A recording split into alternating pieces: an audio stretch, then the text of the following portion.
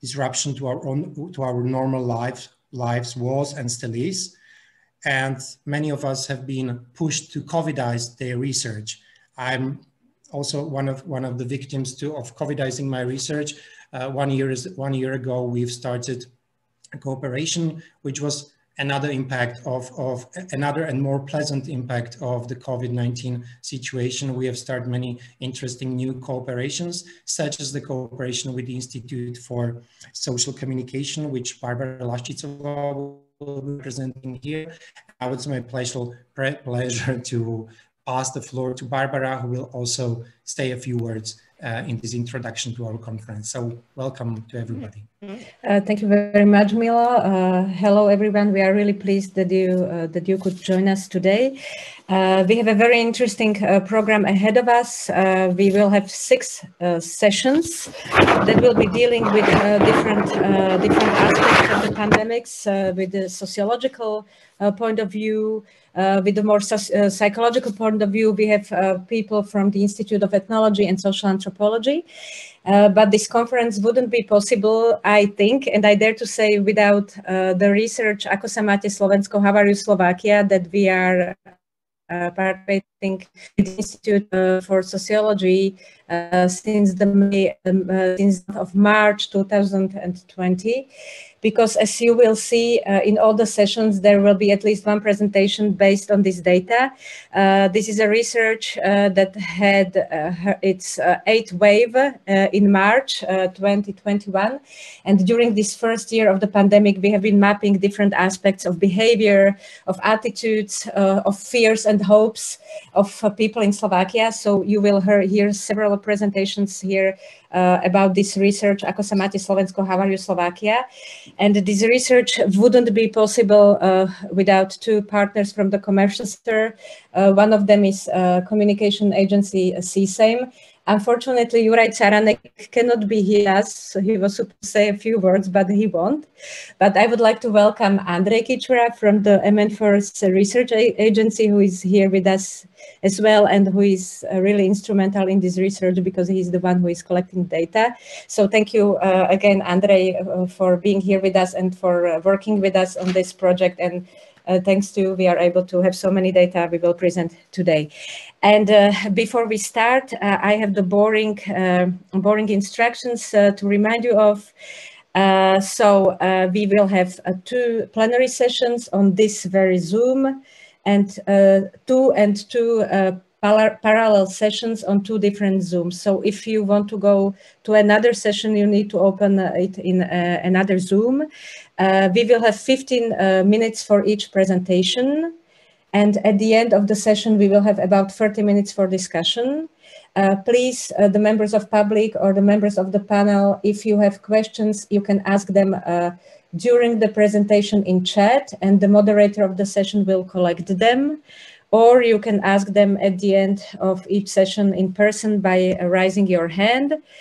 The moderator will remind each of the presenters 5 minutes before the end of his or her presentation that it's time to speed it up. And we will try to finish 1 to 3 minutes maybe before the next sessions should begin, because we don't have breaks except for the lunch break. So for the next session to be able to start on time, we will maybe try to finish 2 minutes sooner. So we will cut the discussion 2 minutes sooner. I hope I said everything. Each session is recorded. As we informed you beforehand, the recordings will be made available online after the conference. And as we informed you as well, the plenary sessions will be streamed on Facebook. As far as I'm aware, both on Facebook of the Institute of Sociology, and then it will be shared also on the Facebook of Slovak Academy of Sciences. And finally, I would like to welcome among us also the members of the press, because they were invited. We are very happy to have you among us. And also, I'm very happy that we don't have only social scientists among us, but also colleagues from other institutes of Slovak Academy of Sciences. So this is it. Enjoy the conference, and we can slowly start with the first session if there are no more questions or remarks from my colleagues. Milo.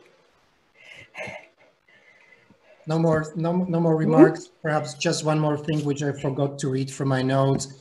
It wouldn't be except for Robo Klobutsky, who brought up the idea to organize this conference. Obviously, many of us have COVIDized our research, but only Robo had this idea to bring the COVID research together to have a conference like this. And I'm glad to Robo Klobutsky from the Institute for Sociology for bringing up the idea and forcing us to organize such a lovely event, which is just starting. So I won't talk anymore, and I'm passing the floor to Barbara, who will chair the first plenary.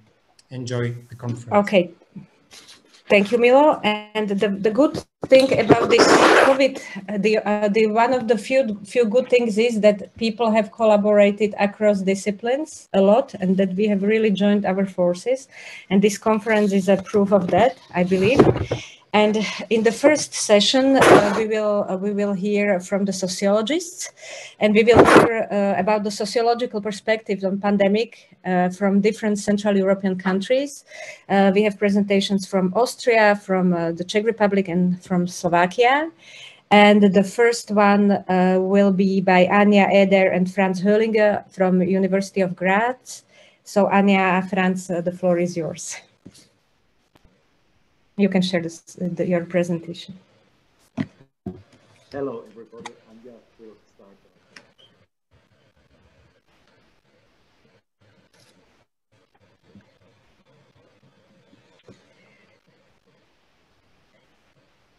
And just if you could put it on the presenter's mode, on the, so we can see it fully, please. Sure. So I hope everyone can see the slides and can hear me? Yes. Yes, perfect. Good morning, everyone. Thank you for having us. Thank you for the invitation and also for the organization of this conference. In our presentation, we will present some major findings on an empirical analysis we did on two different aspects. First, on the question of how the Austrians evaluate the fairness of incomes for people working in specific occupational groups. And second, we will ask how the Austrians think about the introduction of an unconditional basic income. In these analyses, we will compare survey results from the first phase of the corona pandemic from May 2020 to pre-pandemic survey results from, especially from the International Social Survey Program in 2009. So our presentation will be structured, as you can see on this slide. First of all, we will very briefly introduce the research topic as such. Due to time constraints, we will basically skip the theoretical background of our analysis. Then we will present our research questions, the data we used for the empirical analysis, and go over to the results on fair income hierarchies, if there's enough time, also to the results on the Austrians' assessments of an unconditional basic income, and finally summarize and conclude. So as most of us probably remember, already at the beginning of the corona pandemic, the so-called system maintainers, people working in the healthcare sector, people working in the grocery stores, they got a lot of attention and also a lot of recognition in the public discourse, in media, but also from politicians, and not only in Austria, but in many other countries. And what you can see here on this slide is a picture from famous artist Banksy, who stages a nurse as a hero, which became a prominent symbol of this recognition. So along with this recognition, voices were also raised in favor of a corresponding remuneration, so higher wages for people working in these critical infrastructure, since especially these system maintainers are often among the low wage earners. From this observation, we basically derived our research questions, of course, also by using functional stratification theory and the principle of meritocracy, but I won't emphasize the theoretical background now in more detail. In the surveys we used, people were asked two different questions. What do you think managers, cabinet ministers, medical doctors, shop assistants, and unskilled workers earn? So how high is their income? How high are their wages? Second, people were asked, what do you think people should earn? So what is a fair income for people in working in each of these occupational groups? Then our research questions considered what incomes respondents in Austria consider fair for so-called high status professions compared to low status professions. How did these assessments of fair income change from pre-pandemic 2009 until the first wave in the Corona crisis to May 2020? And thirdly, which income ratio between those high and low status professions are considered as fair among different social groups within the Austrian population? We mainly use data from the International Social Survey Program in 2009 and the module on social inequality, which is a representative study of the Austrian population consisting of 1,002 respondents. The mode of conduction of fielding here are computer-assisted personal interviews, so household interviews, face-to-face interviews, and compared this data to data from the Austrian Corona Panel Project, which was a panel study and an access panel, also representative for the Austrian population, but it was a computer-assisted web interview approach, so using a different mode than in the ISSP. And here we have 1,440 respondents representative for the Austrian population. When comparing the results of the Corona Panel Project and the ISSP, it's important to mention that different results may be due to long-term changes in people's views, but it also might be just short-term changes affected by the Corona pandemic, which will turn back or even have already turned back, so to say. But there's also a chance that mode effects. So as I said, the differences between copy and CAVI interviews might be one reason why there are different results from the two different survey data. Yes, so now I would like to hand over to Franz Höllinger to present us some first results on the topic of fair income hierarchies. Okay, Anja, please go ahead to this. Thank you. Yeah, here on the slide, you see the actual incomes, gross incomes in Austria for these 5 groups of professions. So what we see, you can see that, for example, cabinet ministers earn more or less 10 times more in gross income terms than shop assistant and unskilled workers. For managers, chief executive officers of large enterprises, of course, there is a big range of salaries. The lower earning managers earn around 12 times more than shop assistants. The highest earning earn 80 times more. So this is just the actual basis. Can you please go ahead to the next slide, please?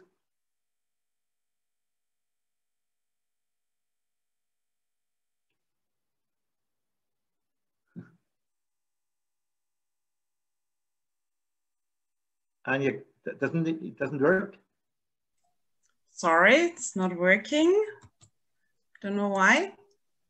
So Anja, you just quit the presentation and come back again, because sometimes Zoom blocks it, especially when it's recorded.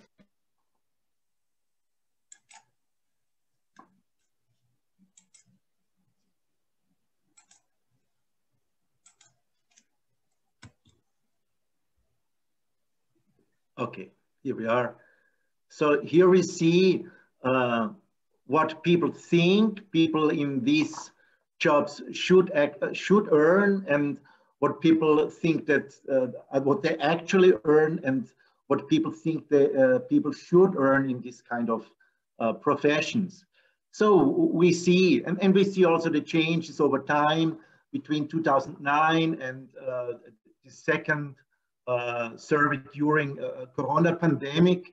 In both instances, respondents have quite a good idea of what people actually earn. The income of cabinet ministers is a little bit overestimated. The income of managers maybe is a bit underestimated, but as we have heard before, it depends very much on the category of managers. What we see very clearly, that for the lower skilled occupations, shop assistants and unskilled workers, people think that the fair income should be a little bit higher, not much higher, a little bit higher. Whereas for managers and especially cabinet ministers, people think, a lot of people think that they should earn much, much less than they actually earn. Can you please go ahead?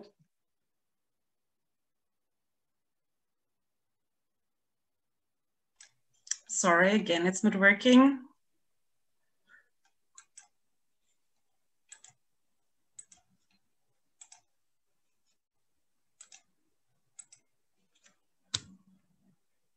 Okay, so I've compared here these ratios, and what is surprising that in 2020, during the Corona pandemic, a substantial part of the respondents really say that ministers should earn very little. Around 10% of the respondents say ministers should earn less or the same as shop assistants. Similar results for managers. A substantial part, 30%, say ministers, cabinet ministers should only earn 2 times more than shop assistants and unskilled workers. So if we interpret these findings in terms of actual effects by the Corona pandemic, we could say that there is increasing dissatisfactions with the privileges of the rich in this situation. But as Anja said before, we should be aware that the results can be also mode effects, and we cannot disentangle these effects. Okay, can you please go to the final slide?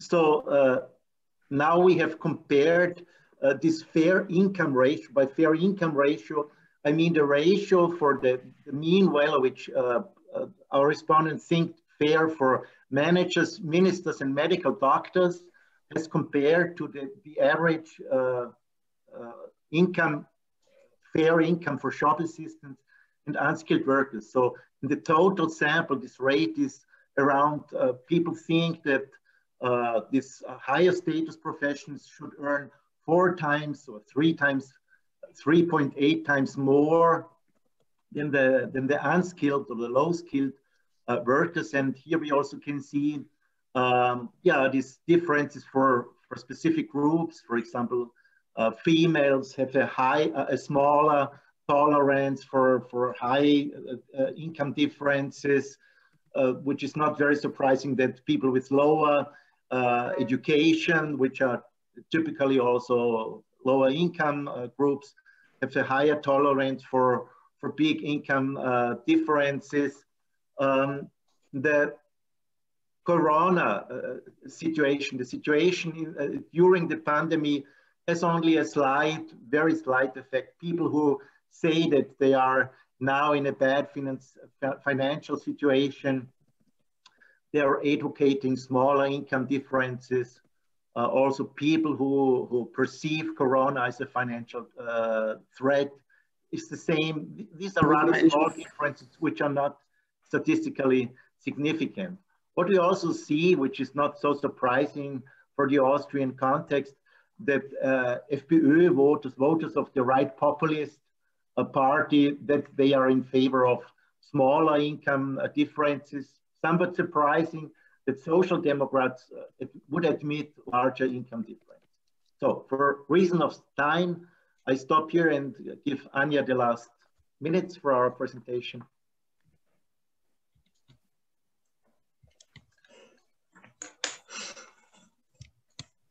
So hopefully one last time, I need to stop the presentation. That's okay, but if it works better, if it's not in full present remote, just leave it as it is. So no problem with that. Okay. So one alternative way to improve the living situation of low wage earners would be to introduce an unconditional basic income, which is a topic that has been repeatedly discussed, public discourse, political discourse, but maybe not that seriously in Austria, I would say.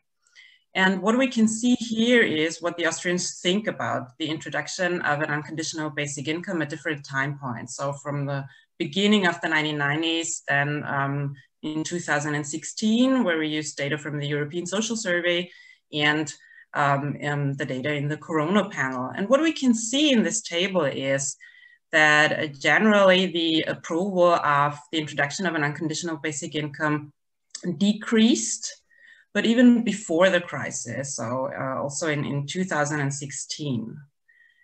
On a closer look, we can also see that the Austrian population somehow seems to be divided on this issue. So we have, well, roughly equal groups of supporters and opponents. But what's especially interesting if we look at the data is that there seems to be some polarization in the course of the Corona crisis, at least in this first phase. So we see that especially the share of strong opponents and the share of strong supporters increased from 2016 to 2020. This sort of a polarization we can also see in a growing differentiation in society. So if we look at what social groups are especially in favor or opposed of introducing an unconditional basic income, it becomes obvious that at the beginning of the 90s, it was especially the lower educated and the Green voters compared to voters of the People's Party, which is now by far the strongest political party in Austria, that those groups were especially in favor of introducing an unconditional basic income. Whereas in 2020, there seems to be an increasing differentiation in the population. So now the employment status and especially age, but also religiosity began to matter.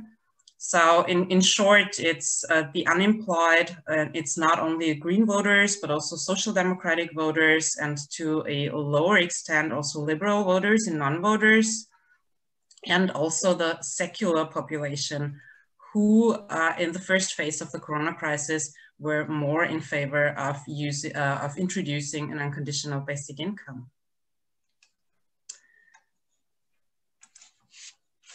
So to very briefly sum up the main findings from our study, it's first of all obvious that the Austrians are in favor of reducing income inequality, mainly by reducing top salaries, and this wish is much more pronounced than the desire for an increase in low incomes, which was the case before the crisis, but also in the crisis. But what we can see in the first phase of the Corona pandemic is that the wish to reduce the top salaries increased. So twice as many think that managers and ministers should receive at most half as much as they actually earn or are estimated to earn.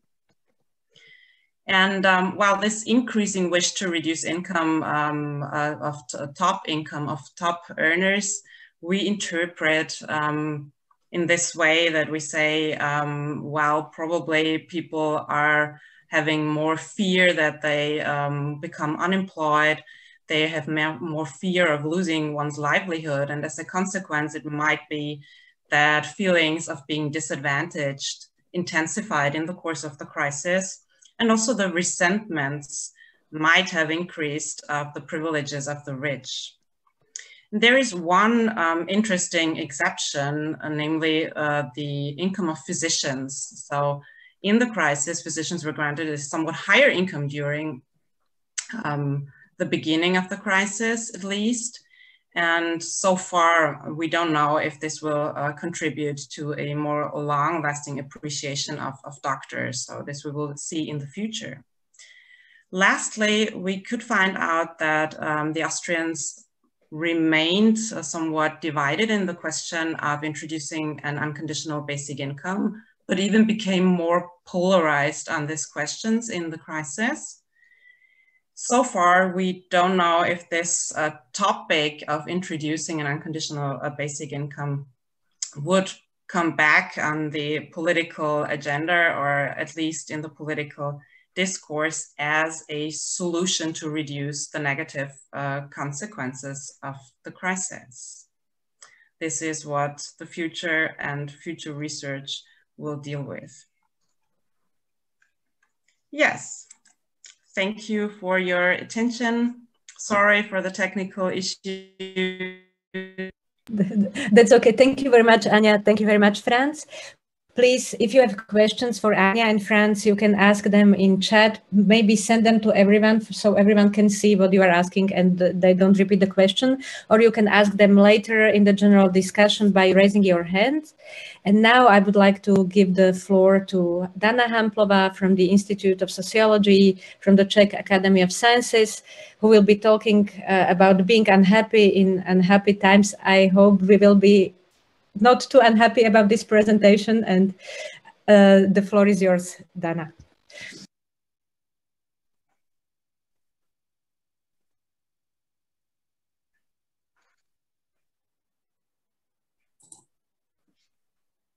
So, can you see the presentation in the presentation mode? Yes. Yeah, thank you very much. Actually, I also hope that you won't be unhappy about this presentation. I will talk today about subjective quality of life, subjective well-being. And this is one of the areas where pandemic had a really huge impact.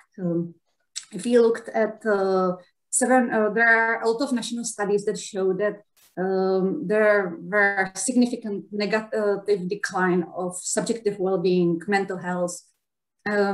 People suffer more from depression. Many people suffer from anxiety. There was actually increase in number of suicide attempts. There are more people who report they are thinking about suicide. There are also a lot of studies showing that the level of dissatisfaction with life grew, the level of stress. So basically there is very good and very comprehensive evidence that the pandemic had a huge negative impact on mental health and subjective well-being.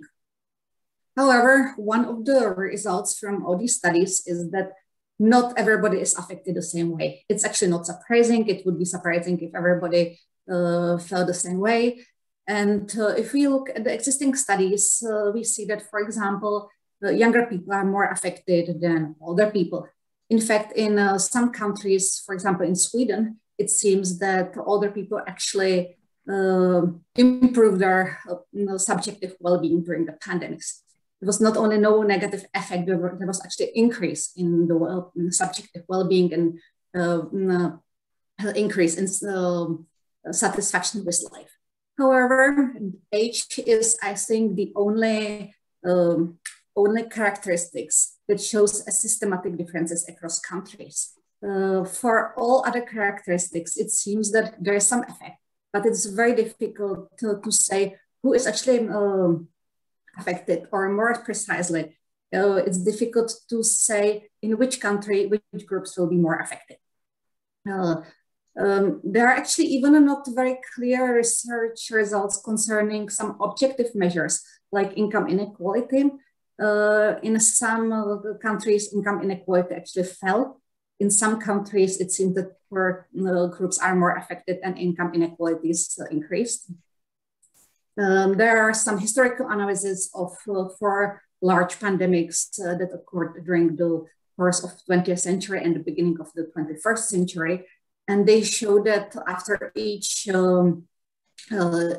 pandemic, income inequality decreased, which actually, I think it's a very nice continuation of the Austrian presentation, because the Austrian data suggests that people are becoming less tolerant to income inequalities. And there is evidence that the pandemics usually tend to lead to decrease in income inequality. However, it's not clear whether these results are applicable to this current situation, because this pandemic is very specific, and it seems it has much larger economic impacts than the previous pandemics, including the Spanish flu at the beginning of the 20th century. So this is basically the question of who is impacted and who is actually the biggest victim and who is the winner, if we can talk about a winner in such a situation, is still very much open. I will today talk about the Czech Republic because, as far as I know, there has been no study that was looking at subjective well-being in our country. And my presentation will be very much descriptive. I don't have any big theories to test. I'm just showing the differences, and I'm showing which groups were more affected and which groups seems to be less affected. The Czech household panel survey data have the first wave took place in 2015. So we have actually quite good pre-pandemic database. And in late 2019, we actually collected blood samples from 2,000 respondents from this panel. And in May and June 2020, approximately 6 months after the previous wave, these respondents were tested for the presence of COVID-2 antibodies, SARS-CoV-2 antibodies. So these data have advantage that we have not only very detailed information on social demographic characteristics of the respondents, but we know also a lot about their pre-COVID medical conditions. And also I should mention that when I'm looking at the subjective well-being, I'm looking at the situation approximately 3 months after the onset of the pandemics. Of course, if we were collecting data today, the results could be quite different, but this is how the situation was 3 months after the onset of the pandemics. Also, I should probably mention that despite the fact that there were very few cases in the country in spring 2020, we went quite soon to quite strict lockdown that had major economic impact. And as I said, my presentation is very much about descriptive results. First, I want to show how the life satisfaction has developed for various social groups from 2015 to 2020. So the first graph shows the predicted level of life satisfaction after controlling for age and sex between 2015 and 2020. And as you can see, basically the pre-pandemic years were characterized by quite systematic growth in subjective well-being. The situation in the country was quite good. Economic situation was quite good. Unemployment was very low. And generally, people were increasingly more satisfied with their lives. However, the onset of the pandemics has witnessed a very steep decline in the general well-being or life satisfaction. We basically lost the gain of the previous 4 years, and we got on the 2016 level of well-being on average. Of course, the question is whether everybody was affected the same way. One of the, in some international studies, there are some suggestions that women were more affected than men. We do not see this effect for the Czech Republic. Generally, it seems that this decline, if we control for age, has been the same for men and for women. Similarly, most of the international studies show that younger people are more affected, that they are more likely to suffer from depressions, mental health, they report higher life dissatisfaction. We already do not, I think we can see the same patterns in the Czech data. However, the differences were not very significant. We can see that generally the age differences are different across different waves. In these good years when life satisfaction was growing, actually the age differences were declining. And in the last year, we again see some increase in in different age differences in life satisfaction, it seems that the youngest people are indeed the least satisfied in the situation. However, the differences are really not as big as we could expect from some international studies. Finally, about education, generally, people with higher education are more satisfied, tend to be more satisfied than people with lower education, which is closely linked to some other characteristics such as marital status and income. However, it seems that the differences between educational groups has generally disappeared during the pandemic. In fact, people with university education were those that experienced the largest decline in well-being, which may be kind of surprising because their work situation was relatively unaffected. Many of them could work from home, but still it seems that people with university education experienced the largest decline in subjective well-being. Finally, one of the characteristics that seems to be closely connected with the relative effect of pandemics on well-being is marital status, at least in the Czech Republic. And it seems that people who are married, actually they were the only group that didn't seem to suffer from a main decline in subjective well-being. If we control for age and sex, it was particularly the single people without that do not live with a partner were negatively affected, and cohabitors, those who live with a partner but are not married, were somewhere in between. They were better off than single people, but worse than married people. So basically, these are the basic social demographic differences that we can see in our data concerning the difference in well-being in pre-pandemic and post-pandemic world. In the rest of my presentation, I will focus on the difference between autumn 2019 and spring 2020 differences. In a way, I'm presenting a version of the difference in difference models that can change, and in particular, I will focus on differences in economic situation. If we actually look at the differences in life satisfaction in the previous slide, I showed the average decline, the predicted average decline for the given age, or after controlling for age and sex.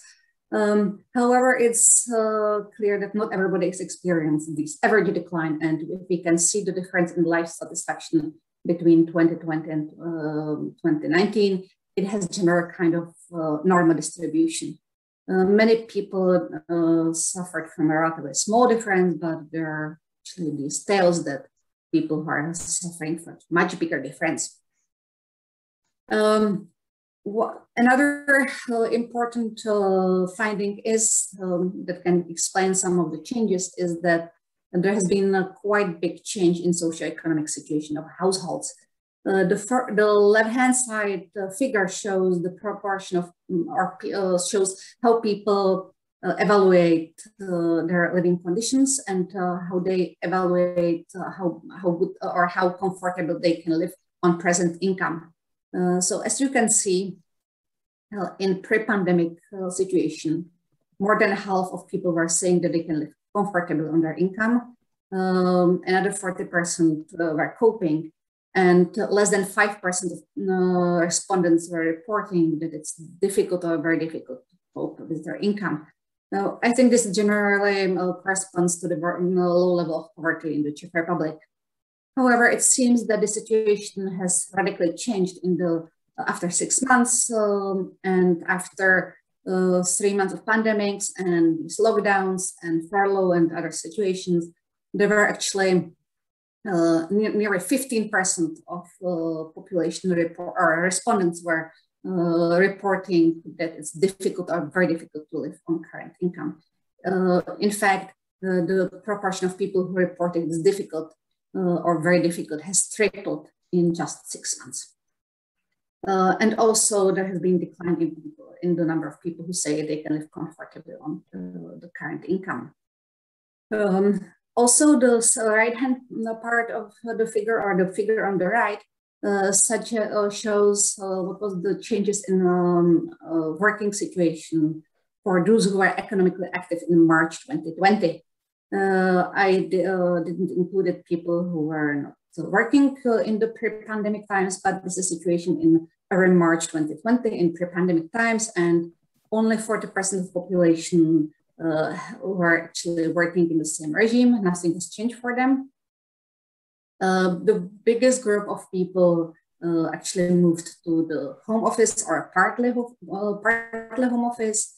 Around 6% of respondents reported caregiver allowance, which is in Czech ošetřovné. This is basically a special scheme that was linked to the closure of schools, and parents of small children were eligible to get 60% of their income if they had to stay at home with their children because of school closure. And finally, 15% or 16% of respondents reported that they actually had to stop their economic activity completely because of the pandemics. And in a way, I'm interested in how these differences in the new economic situation were affecting the well-being. First of all, we should say that the change in work situation was significantly affected or connected to the decline in well-being. However, it seems that only that there were only significant difference between those who actually were furloughed, those who had to stop their economic activity based on the COVID situation. For all other people, there was a little difference between those who worked in the same regime, went on a home office, or went on caregiver allowance. Maybe I should also say that as for the caregiver allowance, the proportion of respondents was quite small, and as you can see, the confidence interval were quite large, which suggests that it's quite a heterogeneous population. I think the right figure shows basically the same thing. It shows that it's basically only the people on the furlough schemes that were negative, that were significantly more affected than the others. So also, Dana, your 15 minutes is almost up. So if we could speed it up, just no pressure. I think this might, I will have only one slide. If you look at the change in work situation by sex and age, it's actually quite clear that it was men who were more affected by the furlough schemes and younger people. And finally, basically, I would only repeat what I said in the previous slides, that there's a visible shift in or decline in well-being, and it seems to be closely linked to the socioeconomic situation of the respondent. Thank you very much. Thank you very much. And I have already several questions, but I will leave them for after. So please, if you have questions for Dana, send them either to chat or ask them in the discussion afterwards by raising your hands. And now I will pass the floor to Beate Klösch, Rebecca Wardana, and Markus Hadler from the University of Graz, who will be talking about the negative impact of COVID crisis on the willingness to act for the environment. So please go ahead and share your screen with us.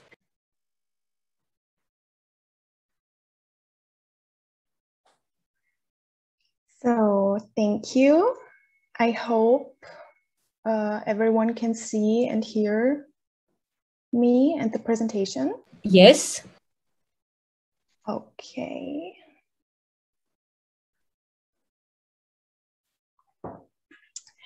Okay, so hello also from me. My name is Rebecca Wardana, and today I want to present to you a paper I have been working on with two colleagues of mine, Beate Klösch and Markus Hadler. And the paper is called The Negative Impact of the COVID-19 Crisis on the Willingness to Act for the Environment, Results from a Survey of Austrians During the COVID-19 Pandemic. I want to give you a brief introduction into our topic and also into our research question.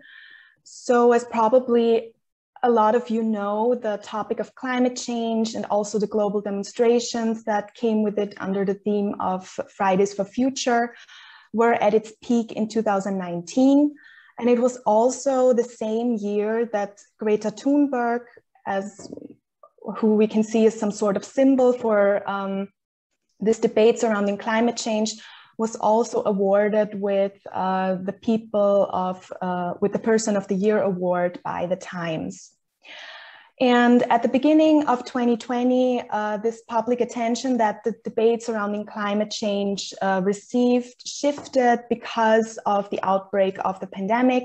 And as we all know, this changed our social life in ways we have never seen it before.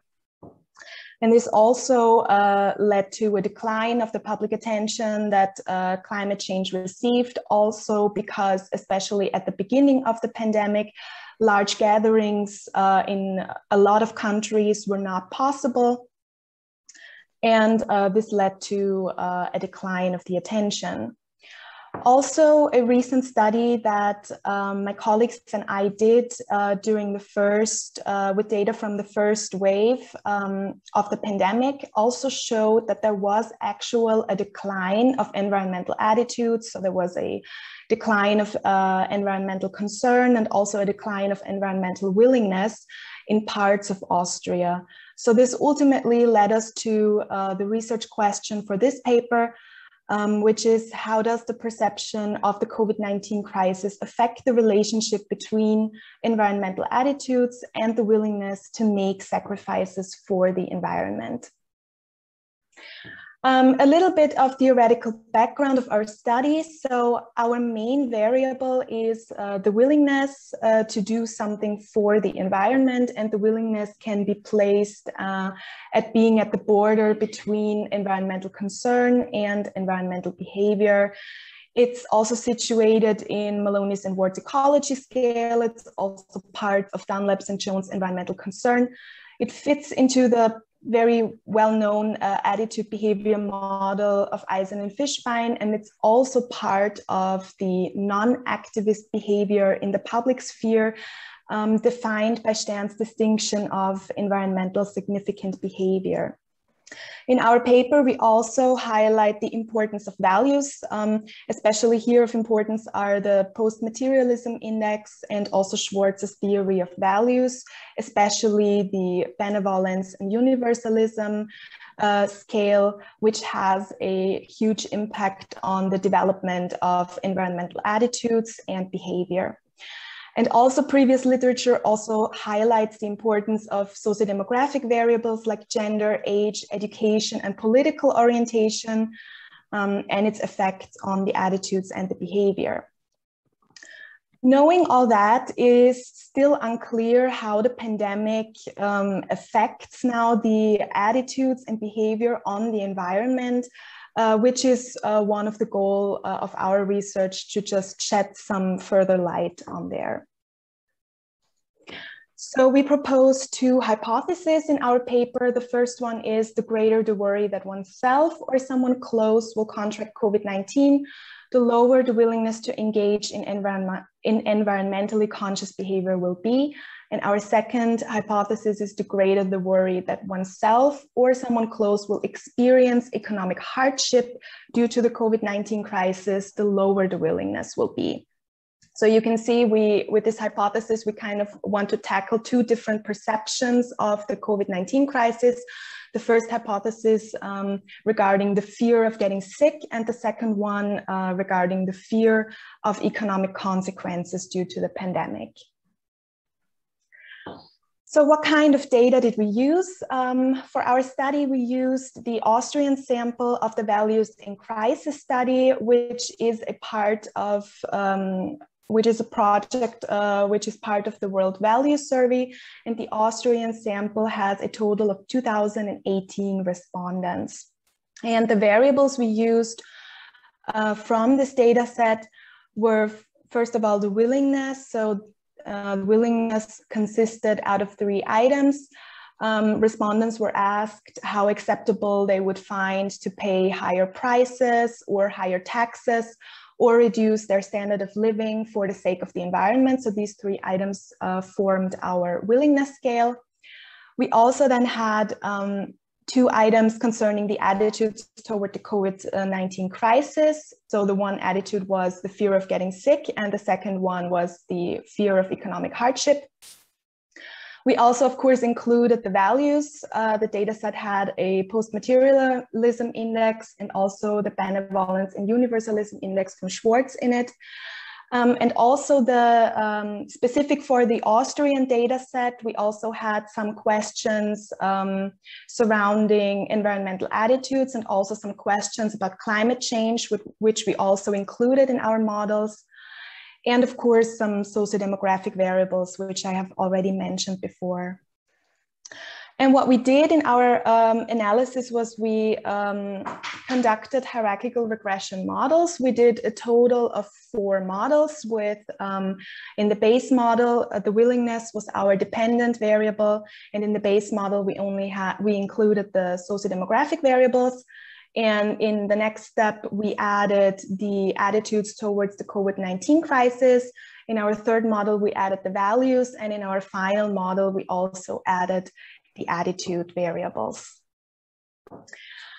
Now I want to briefly get into some main results.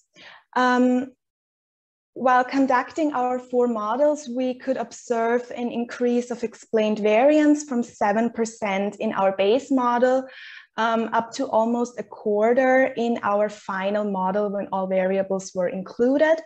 I want to state at this point that we did find some significant directions of influence of our socio-demographic variables, which already point to already known influences from previous research. So there was nothing new there. The strongest predictors within our model was first of all the variable on the fear of economic hardship, which had a strong curvilinear effect. I will get into that a little bit more in my next slide. Also, we could observe that there was a very strong positive effect also from the index of universalism. So people who tend to have values that orient more towards universalism had a higher willingness. And same also goes for environmental concern. I now want to come back a little to our 2 hypotheses that we had. Just a short reminder, the first one was about the fear of getting sick and its influence on the willingness. And the second one was the fear of economic hardship and its effect on the willingness. And in both hypotheses, we proposed that they would have a negative effect. Maybe I want to start with the effect of fear of getting sick. So the effects within our final models, we plotted them into this graph. And the fear of getting sick is the effect of the dotted line. And you can see that it is a positive effect that we observed here, which means that people who say they have a lot of fear of catching COVID also tend to have a higher willingness. But within our hierarchical models, we could see that this effect was only significant in the second and third model. And in our final model, when we added the attitudes, this effect was not significant anymore. And a possible explanation for that would be that people who tend to have higher fears of getting sick, of catching COVID, also are the people who tend to have more values that align more with universalism or benevolence, and also therefore have a higher environmental concern. And therefore the attitudes are just a stronger predictor here than the actual fear of getting sick. So our first hypothesis, in this case, we could not confirm within our analysis. Our second hypothesis regarding the fear of economic hardship, as you can see in the graph, we can see here the curvilinear effect, which basically translates into that people with either a lot of fear of economic hardship or people who tend to have no fear at all. These are the both groups that tend to have a low willingness. And this was somewhat interesting because this was an effect we initially did not expect to find within our data. A possible explanation for this, for example, for the group who say they have a lot of fear, was somewhat expected, because we thought that people who have a lot of fear of these economic consequences of the pandemic maybe just don't have the means and resources to deal with topics of the environment at the moment, and probably don't have and therefore don't have a very high willingness to sacrifice more in times where they already had to sacrifice a lot. So that would be an explanation for this group.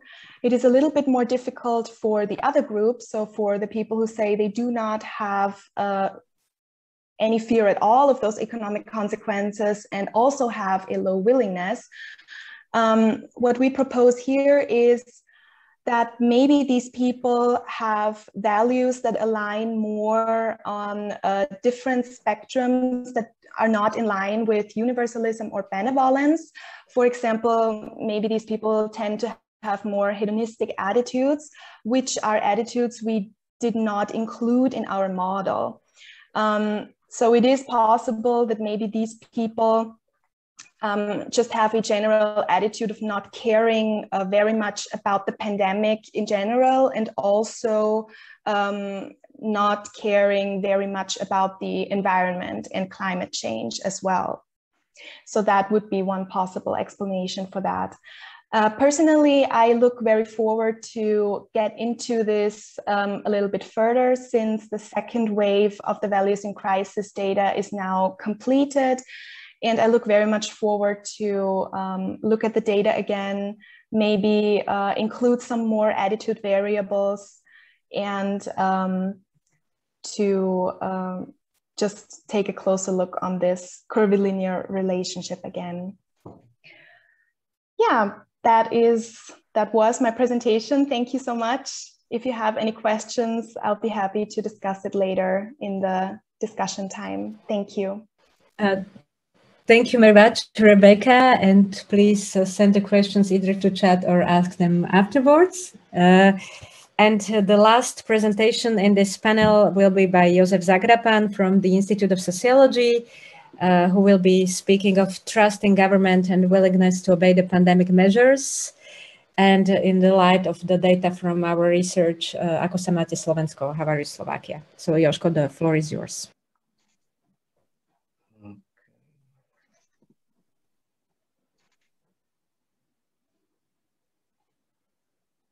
Do you see the whole presentation? Yes. Okay, great. So, good morning. I would like to present some work in progress and some first results of the research of willingness to obey the pandemic measures. More specifically, today I'm going to look at the question whether people are willing to obey pandemic measures even if they do not agree with them. I'll start with one quote. It's a quote by our former Prime Minister. The way out of the darkness is our willingness to obey the measures. He also said that this is something that people have in their own hands. And this quote is just to illustrate that the willingness or the following of the pandemic measures is often regarded as one of the most important elements when it comes to beating the pandemic.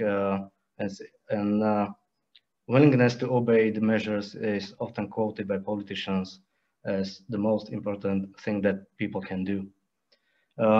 Just a simple context for our foreign guests. Last year, at the end of February, we had the parliamentary elections. And a week later, there was a first case of infection in Slovakia. So the new government started with the most important task to manage the pandemic situation. we experienced our first lockdown during the Easter, but our summer was quite okay. We had low numbers of infections, but autumn came with a new wave and new measures. And as you probably know, in November, we had the mass testing of all people in Slovakia.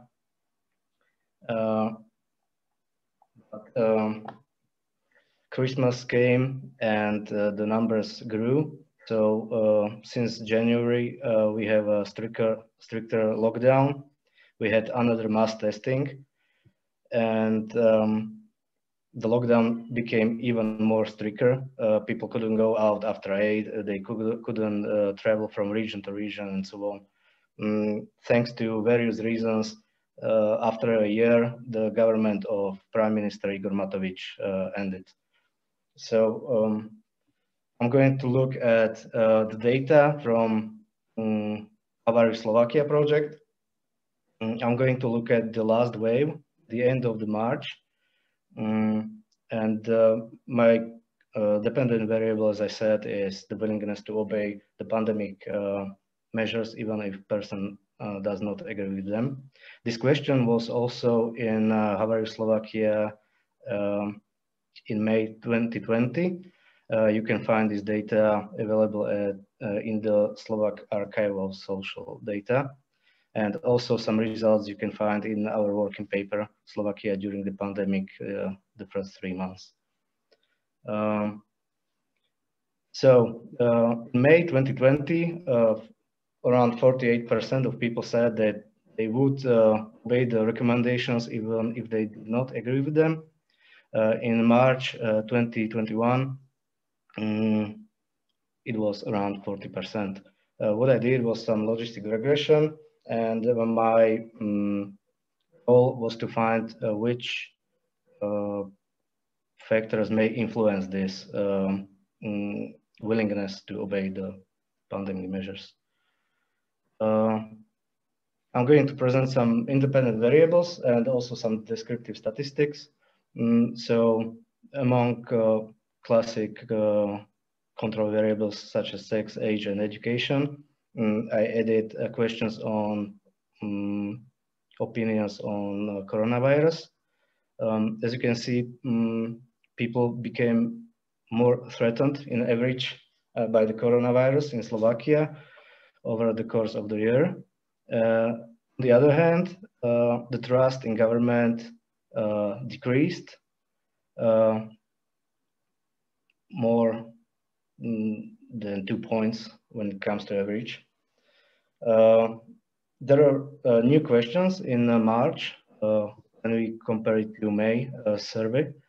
So I added trust that people are behaving responsibly, and also I added experience with coronavirus, whether the personal experience or knowing someone that has got the experience somehow influences the willingness to obey the measures.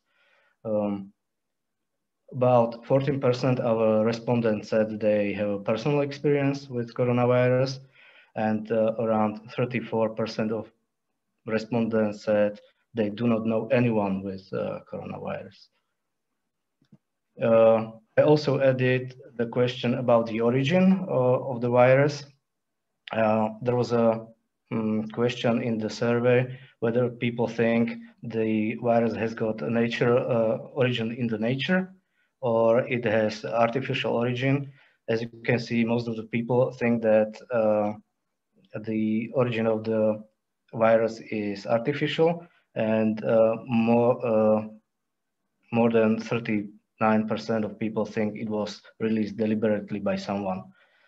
These numbers do not change much when we compare them to May. Another variable is the satisfaction with government management of the pandemic. Most of the people are not satisfied. I tested this question in May, and it looked like important factors, so I added it again. The economic situation of families. more than 40% people believe it's difficult for them to live off their family budget during the pandemic, and it's the similar question than that in May. And as a last control variable, I used party preference. I'm going to go through the logistic regression really quickly. I just want to say that even though the age may not look as a significant variable, there is a quite difference between older people and younger people. People under 40 are much less willing to obey the measures that they do not agree with, and people that are in 60 and 70 years and older are much more willing comparing to younger people. I'm going to show you the most important factors that that are in the regression. Is the trust in government and trust in others. There is a high probability that people that trust the government and trust other people will obey the pandemic measures. I looked at the descriptive statistics, and people that say that would obey the measures even if they did not agree with them, trust the government on a scale from 1 to 11, around 4 points. But people that do not want to obey these measures, if they do not agree with them, have a lower trust in government. The similar thing goes for trust in other citizens. So the trust that other citizens are behaving responsibly. Another important factor seems to be the threat perception. That means that it looks like that if you are less scared of the epidemic, you are less willing to follow the measures. Also, if people think that the virus was artificially created, they are much less willing to obey the pandemic measures. What's interesting for me is that experience with COVID has no important effect. As you can see, I put a scale here, graph here, that shows the probability of willingness to obey the measures. On the left side are the people that believe in the natural origin of the virus, and these are the people that believe it was released deliberately. So there is a quite difference between them. I looked at more descriptive numbers, and from the respondents that believe the virus was released deliberately, only 28% said that they would be willing to obey the measures even if they did not agree with them. On the other hand, people that believe in natural origin are much more willing to obey the measures.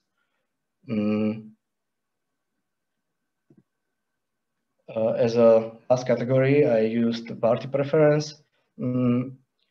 I used the reference category as the largest coalition party, and it seems that every voters of every other party are less willing to follow the measures when it comes to we compare them to voters of the largest coalition party.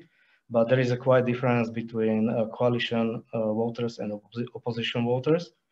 Also, people that do not vote or would not vote are one of the least likely to follow the measures.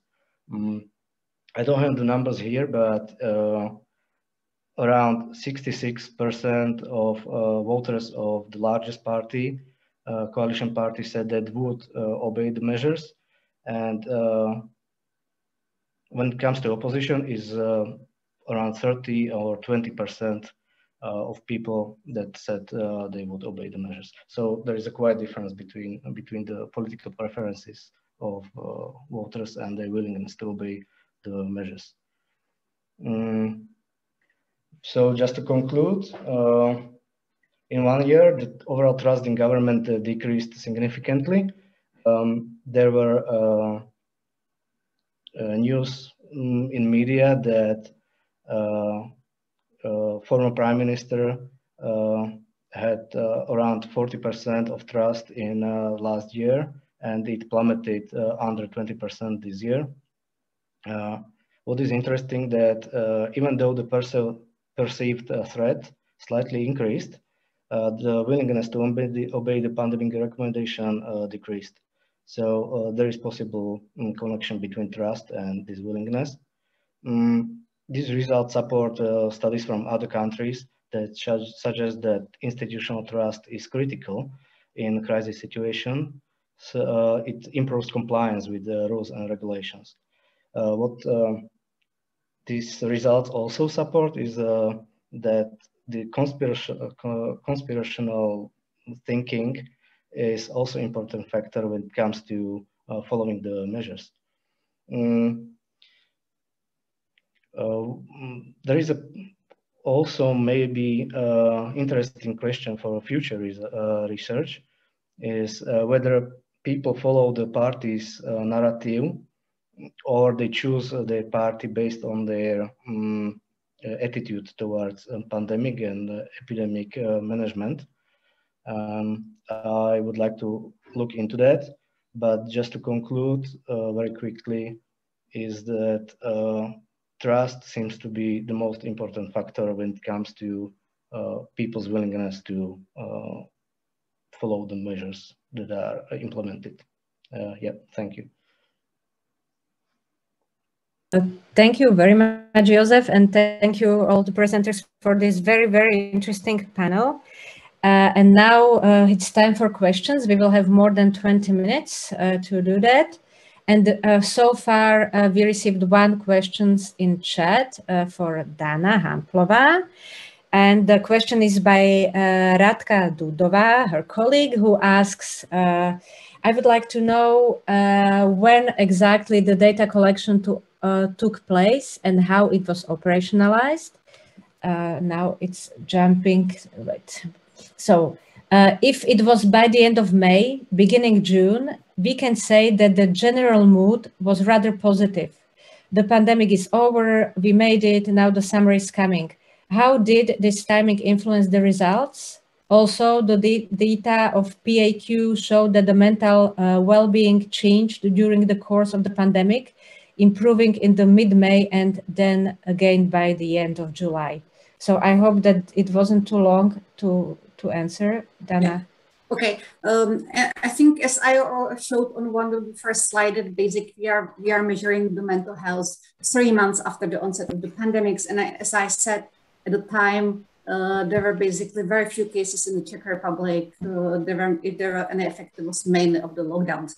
So of course we are measuring, the data were actually collected in May and June. And because it was part of this collection of antibodies that took place at the very beginning of May, and people were then just basically participated in CAPE interviewing when they were asking the questions. As for the changes with the PAC data, the problem is the PAC data is that they are not public. I have them, and they show actually there are some changes in well-being, but surprisingly, the changes are actually not exactly as we would expect. There were actually relatively small changes if you look at it, and they were, I would say, at least from the first analysis, it seems to be random. I have unfortunately only 1 question that could measure this, and the other data are not public. But we will see when actually they publish the data how it is. But as I said, these data were actually from the very beginning of the pandemic. Radka, are you happy with this answer?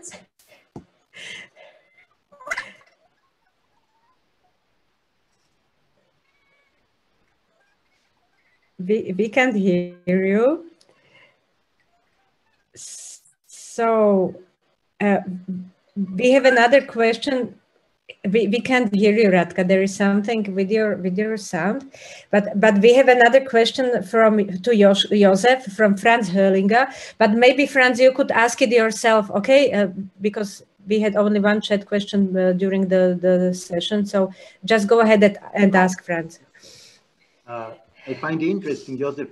I also analyzed similar questions as you did in your presentation, and the results for Austria are quite similar, that we find very strong differences in regard to obeying the measures between political party voters, opposition, similar patterns. Also the younger, that they are less willing to obey the measures, which makes much sense. We also found, and this is my point and my question, that the question whether one is personally affected, that you are positive or that you have become sick or that somebody from your family became strongly sick, that this has very little influence in how you deal with COVID, whether you obey the measures or not. I think this is also, we can see that, for example, Trump or those politicians who became sick, their sickness did not change their behavior much. So I think this is also reflected here.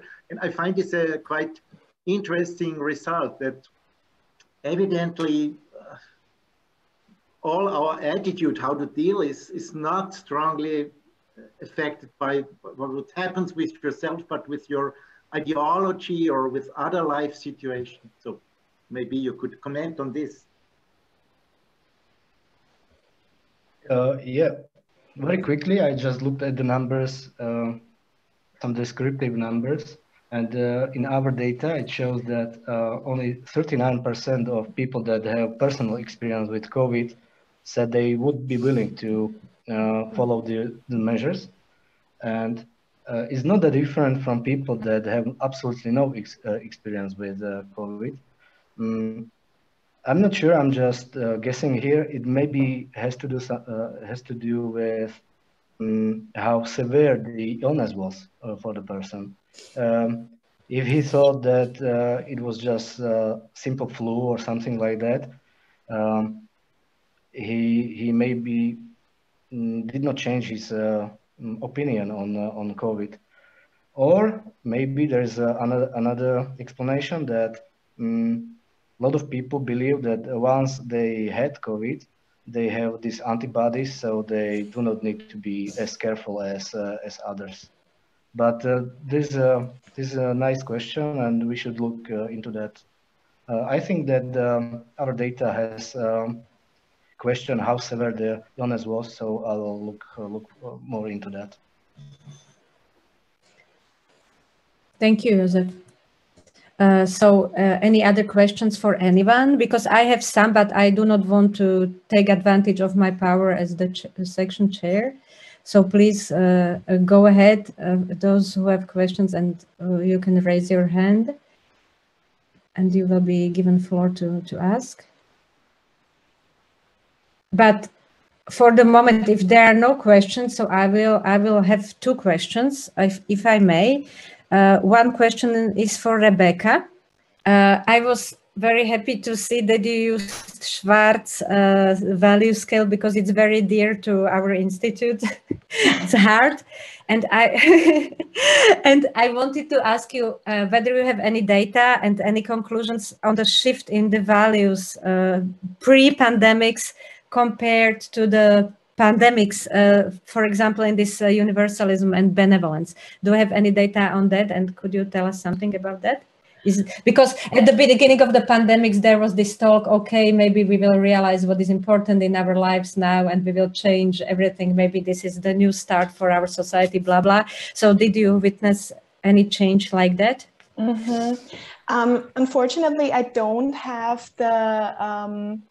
I can't really see the change where the values were included, because what we did in a previous study, we compared the environmental concern and the willingness over time. So we had 3 different data sets. One was from 2018, and then we had the values in crisis study, which was during the first wave. And then our third data set was kind of after the first wave. So I think, if I remember correctly, somewhere in May.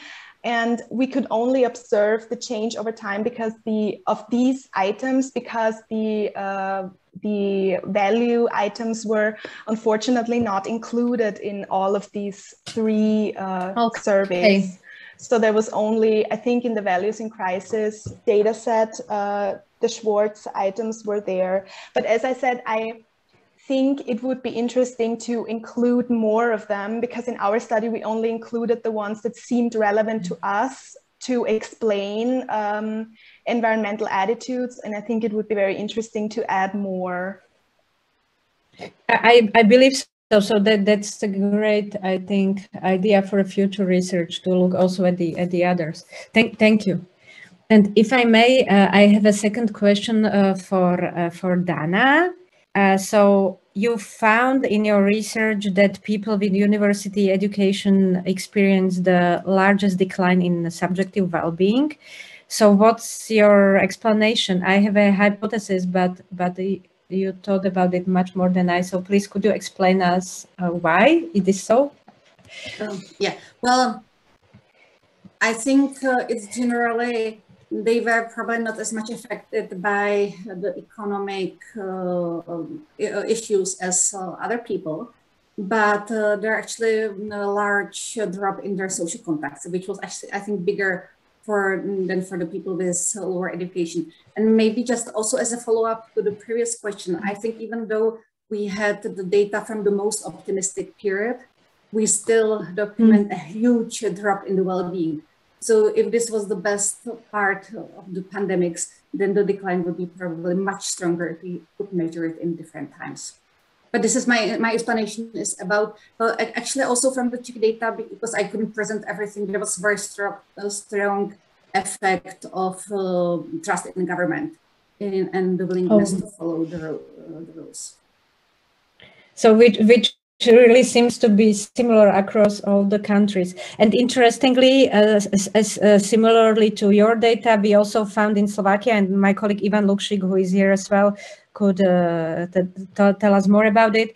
You said that the marital status was related to higher well-being, and we found the same thing in a way that people who are in stable long-term relationship reported a higher quality of life than those who were in a less stable relationship, actually. Yeah, so Milo has a question for Franz. So Milo, shoot, please. Okay, hi, thank you, Franz, for your presentation. I wanted to ask, I was very puzzled by the result that the social democratic voters were actually the ones who were most in favor of large income differences. I was wondering if this is a pattern which you can also see in previous data, or if this is somehow connected to the way the government is handling the pandemics, or if this is connected to the pandemic, or is this rather an artifact of the Social Democrats being part of the establishment in Austria and therefore more accepting of the income differences? What's your explanation for this? Milo, we were also puzzled by this result. In the wave before Corona, it was not the same. So so it may be an artifact by this Corona sample that it was not really a representative sample. So we were really puzzled. It is not surprising that the FPÖ, that the Freedom Party voters, that they are in favor of small differences because they are always speaking up against privileges. But one would expect that the Social Democrat, let's say, the conservatives, they would accept higher income difference. We were puzzled. We have no explanation, really not. But thanks for the question. Okay, so in the previous data, this was not so, yes? So this is was not the same. No, it was not the same. Only during the, there were some strange findings in this Corona sample, and maybe the sample, it seems representative, but it was a exclusively online-based sample, and so maybe special groups are in this sample. Okay, thank you. Okay, so we have more than 10 minutes for additional questions, so please don't be shy. You can ask the question in Slovak and we will translate if you don't want to ask in English, or you can write it into chat.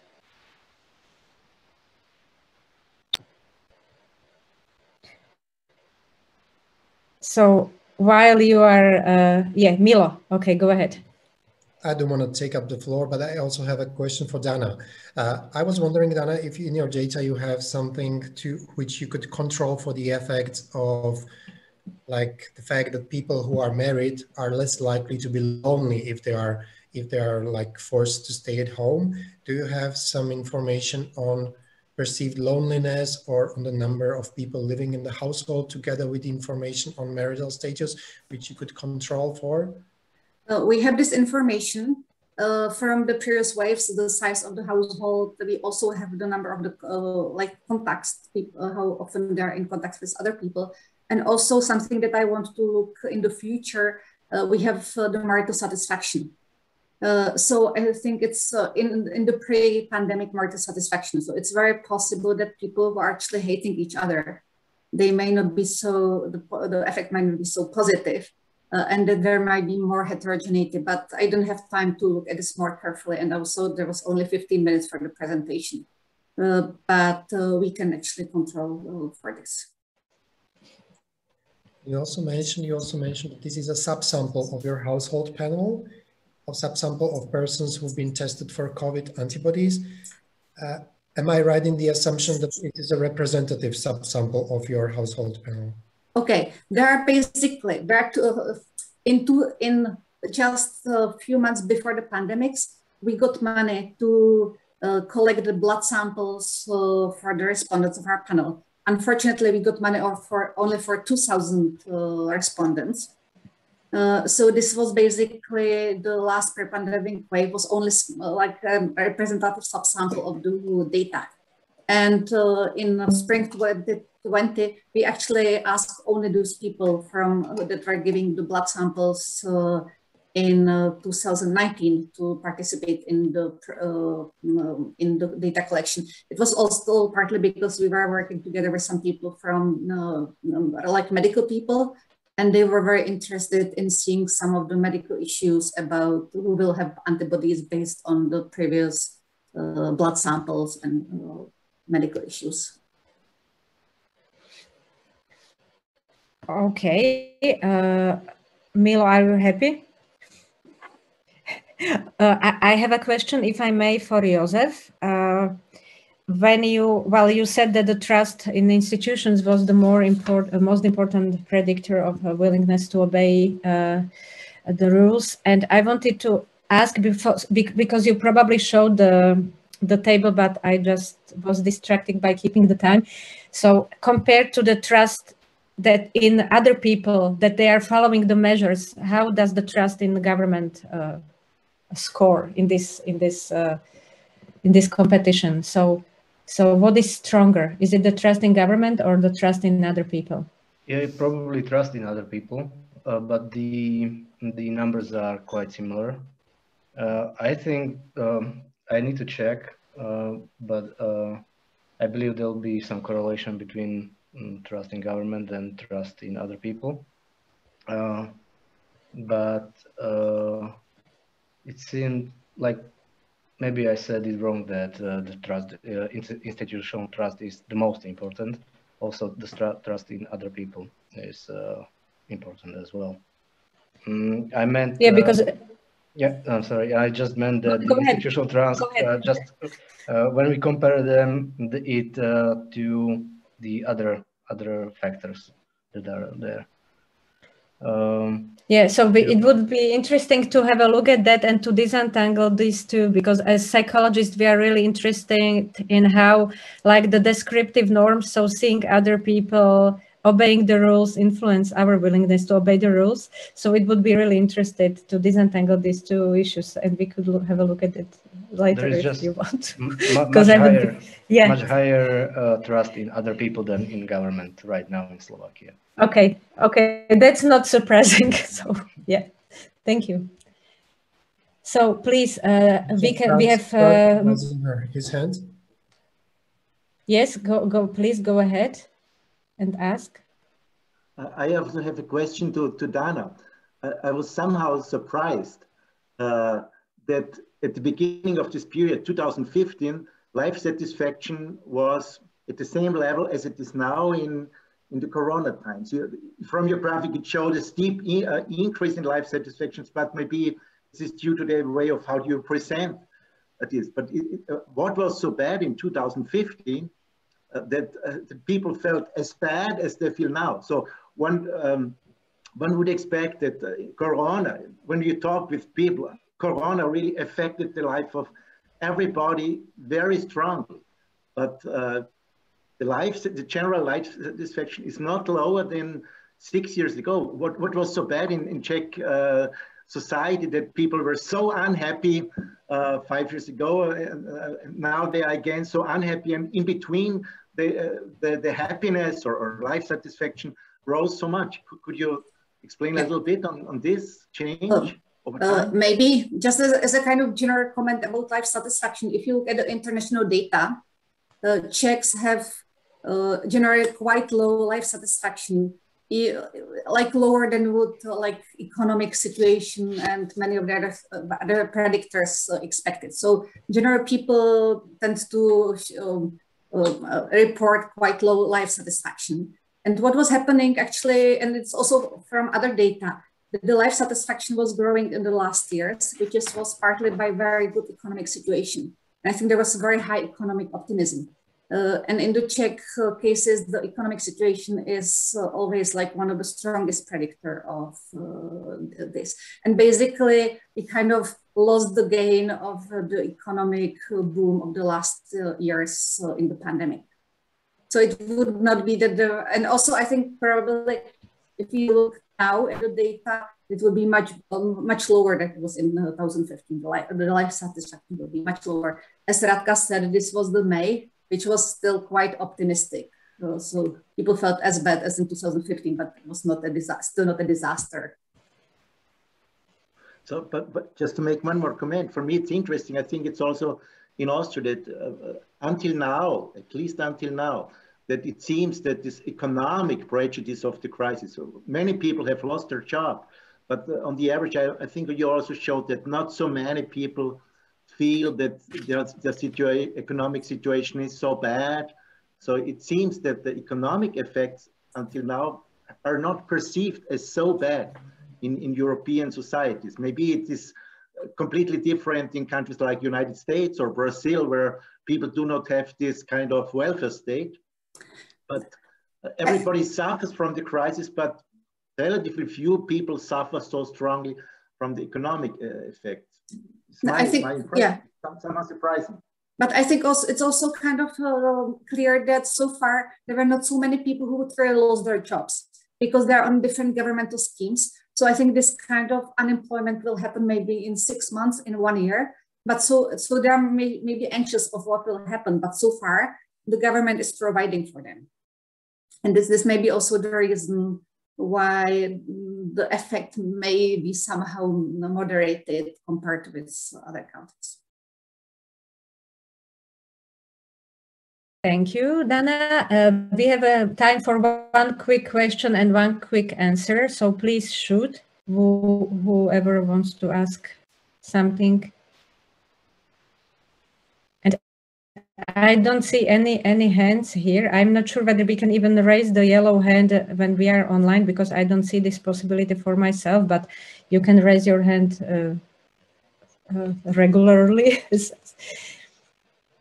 Okay, we have probably, so no more questions for the presenters. You can shout if I don't see you.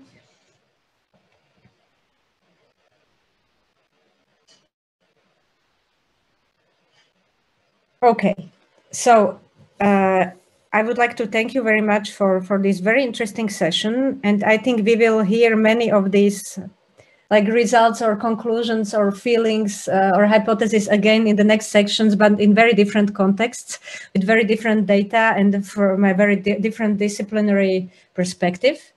So we will have 2 parallel sessions now.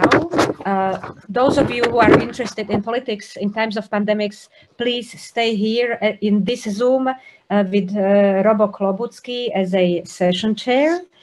And those of you who are interested in generation and the gender aspects of pandemic, please go to the Zoom link that was just sent to you by my colleague Ksenia to the chat. Leave this Zoom, and the second section will be moderated by Mila. So we will start again in 4 minutes in these parallel sessions, in these 2 parallel Zooms. So please either stay here for politics or go to the Zoom link that was sent into the chat to generation and gender aspect of pandemics, and have a nice rest of the conference.